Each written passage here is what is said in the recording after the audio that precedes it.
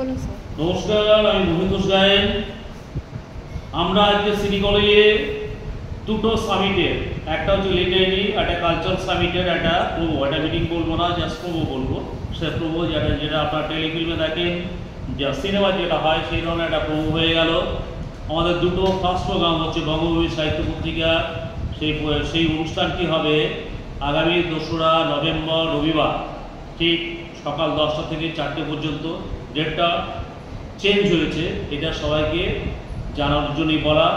আর আপনারা দেখতে পাচ্ছেন কলমের ডিরেক্টর পূর্বাশা মিত্র, আমার বোন কাম কি বলবো, বোন কাম ছাত্রী বলো, যাই বলো, বন্ধু বলো, সবই।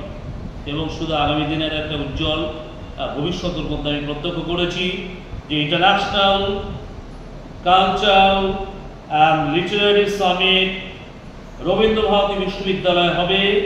এই রবীন্দ্রভারতী বিশ্ববিদ্যালয় রথীন্দ্র মঞ্চে 2026-এর 22শে ফেব্রুয়ারি অনুষ্ঠিত হতে চলেছে পূর্বাশার কলমের এই আন্তর্জাতিক লিটারারি সামিট।